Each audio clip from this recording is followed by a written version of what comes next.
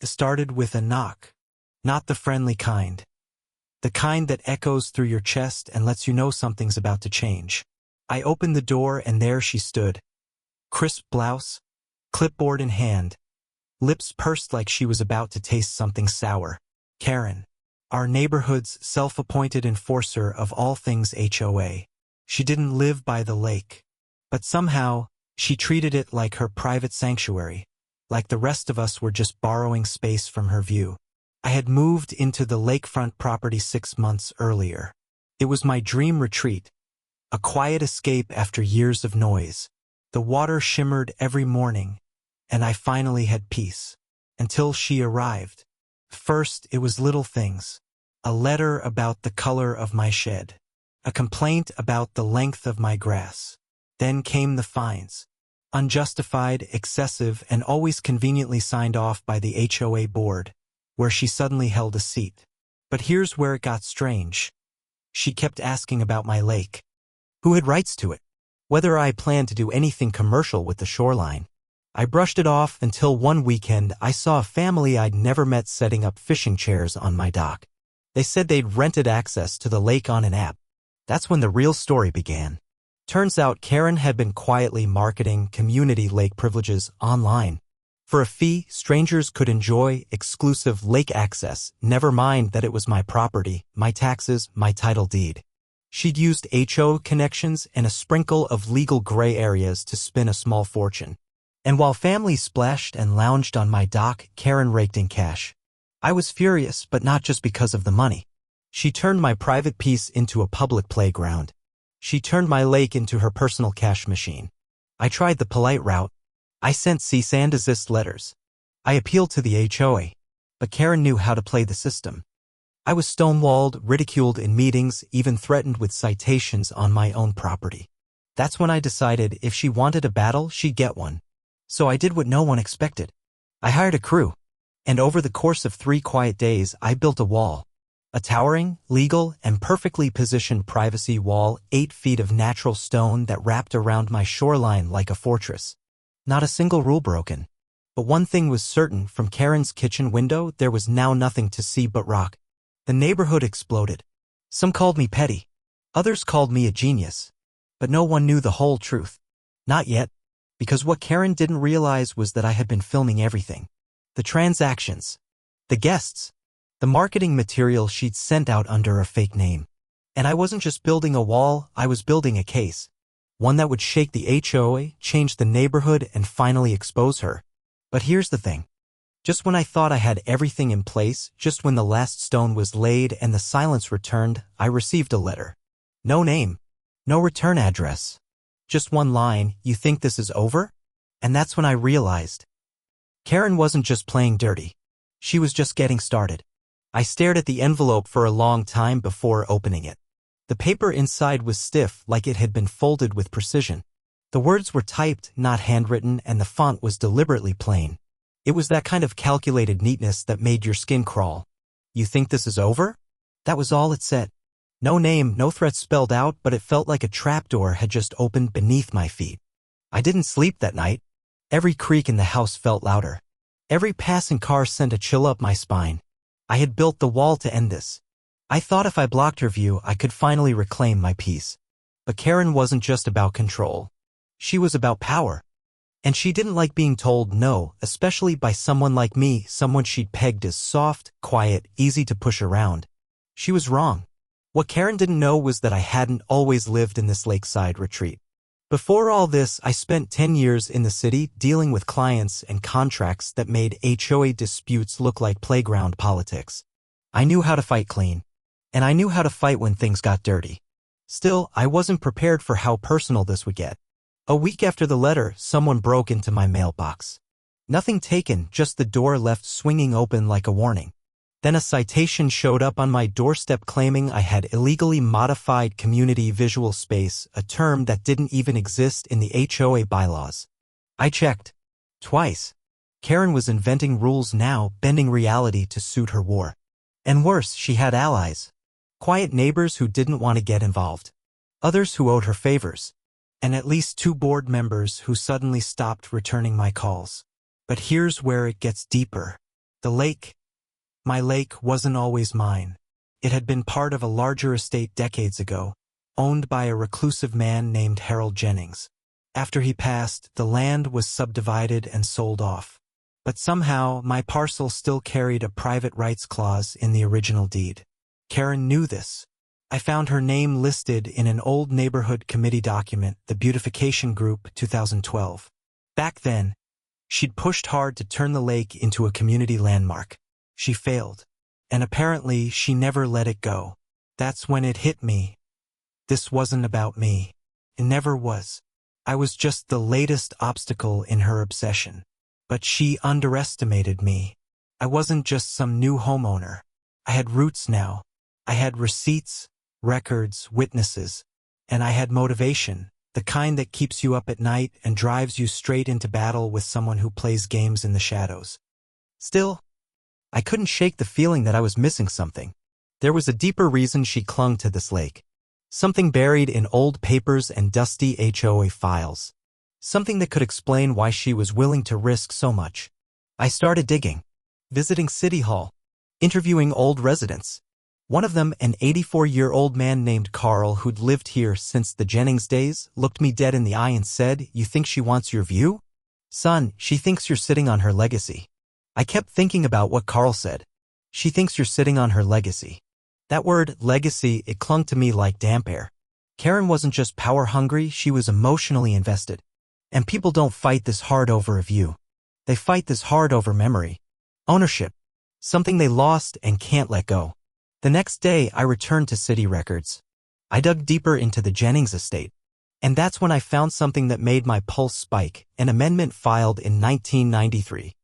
Harold Jennings had updated his will to include a conditional transfer of trust rights over the lakefront parcel. The document was never finalized. It was unsigned. But one of the names listed under potential trustees? Karen M. Ellison. Her maiden name. That's when the cracks in her story started to show. Karen didn't just want the lake. She believed it was hers. Or at least that it should have been. That shifted everything. But understanding her didn't make her less dangerous. In fact, it made her more unpredictable.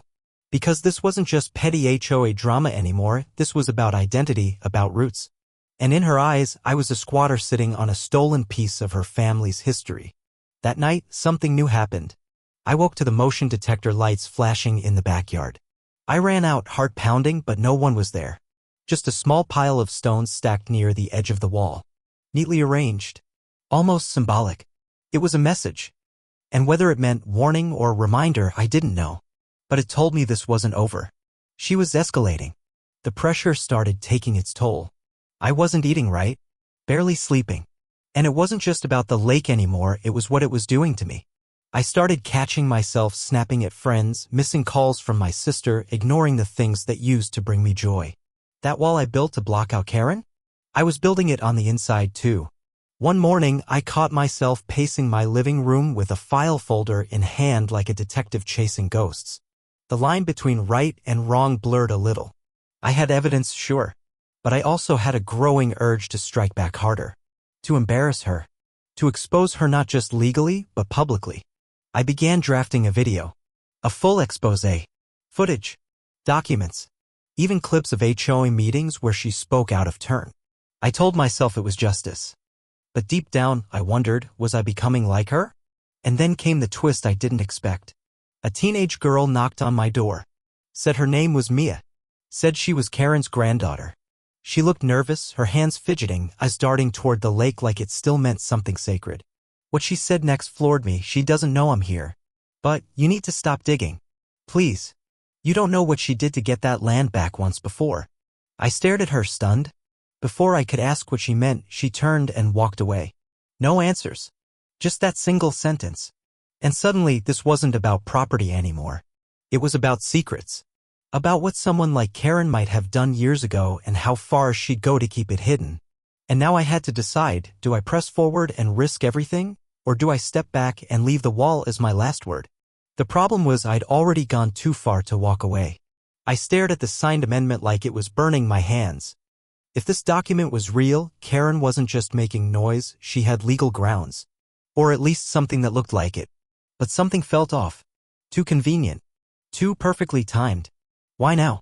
Why drop it just as she'd been escalating threats? I called my attorney, sent a scan.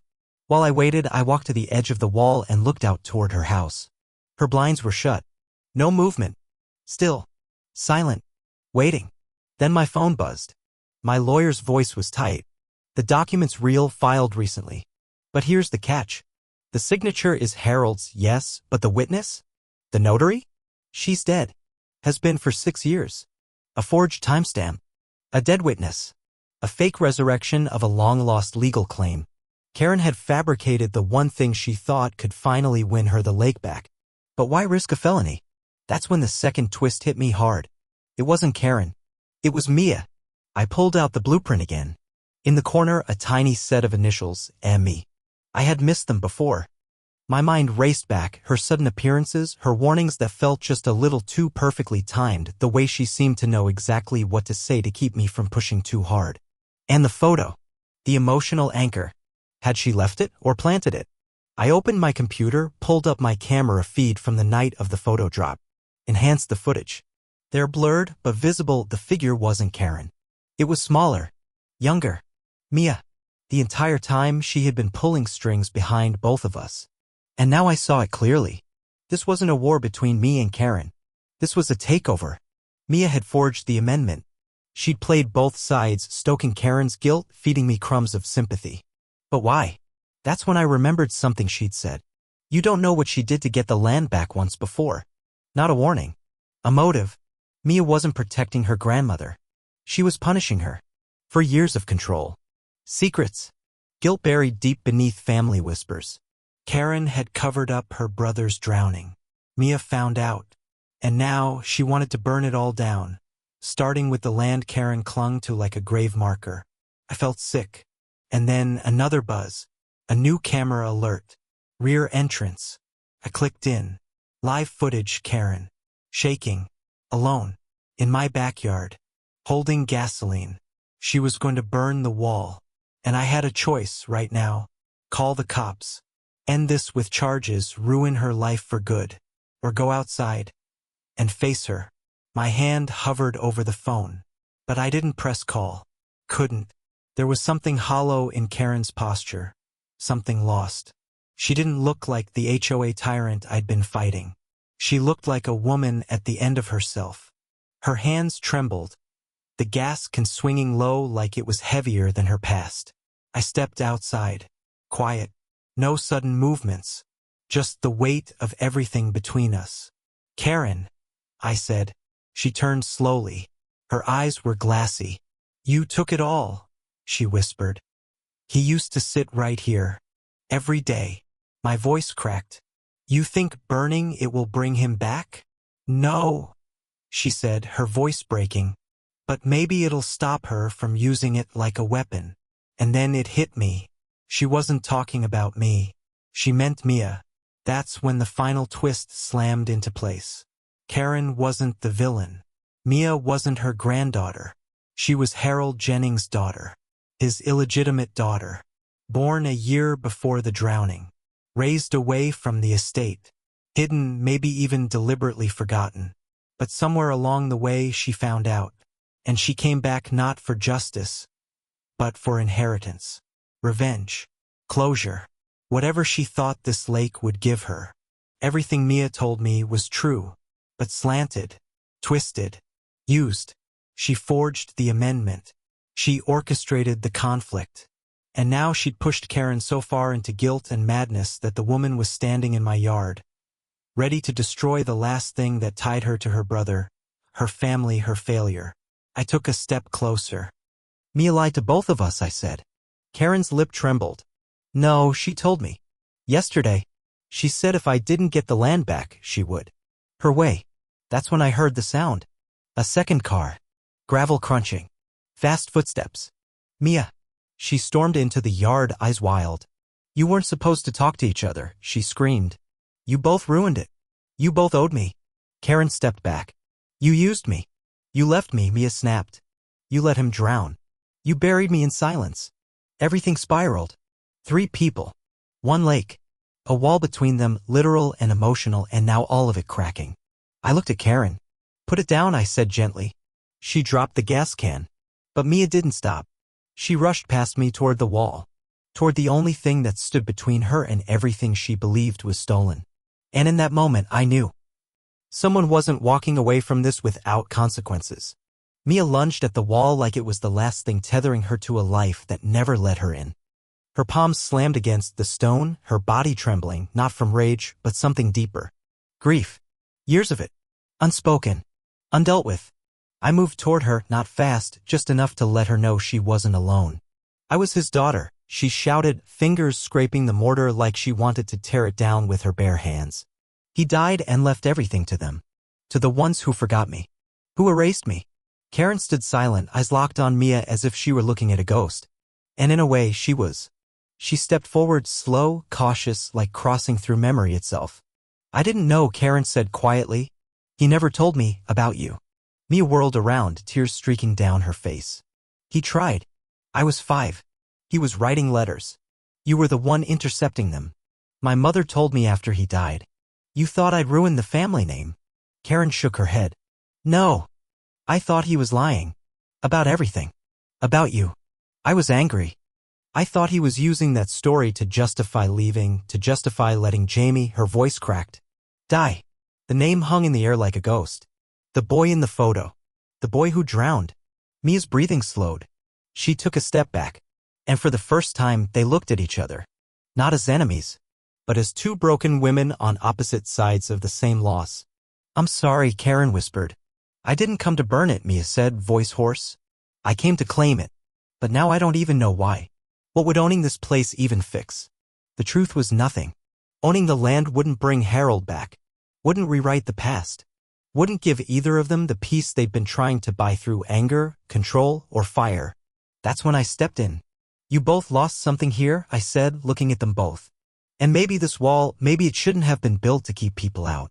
Maybe it should have been built to hold something together. I walked to the wall, found the base of the stone where Karen had left the old photo. I pressed it into the crevice between stones in full view. Not buried. Honored. Karen nodded. Mia's shoulders slumped. And in that quiet, something between them shifted. Not healed, but cracked open, like light finding its way through stone. We didn't call the police. No one pressed charges. We spent the rest of the night on the dock that remained wrapped in silence, wrapped in history. But there was one last surprise. A month later, I received a letter from a local land trust organization. Anonymous donation. Full legal review of the Jennings estate, finalizing a dual recognition protection agreement. The lake, my lake, was now a shared legacy site. Protected. Honored. Not for profit. Not for revenge. And the donor? Mia Ellison. In the weeks that followed, the neighborhood grew quiet again. Not the tense kind of quiet we'd all gotten used to, but the kind that settles after a long, messy storm. The wall stayed, but it no longer felt like a barrier. It was something else now, a marker of everything we had faced, and everything we chose not to destroy. Karen resigned from the HOA board. She never said why, and no one really asked. But people noticed the change. She planted a small garden near her porch, sat on her steps in the evenings, sipping tea instead of patrolling for overgrown hedges. One day, she even waved to a group of kids riding bikes too fast down the road. It wasn't forgiveness, not completely, but it was a beginning. Mia left town quietly. No drama. No final speech. Just a short note left in my mailbox. I needed to know I existed. I needed to be seen. Thank you for seeing me even when I didn't make it easy.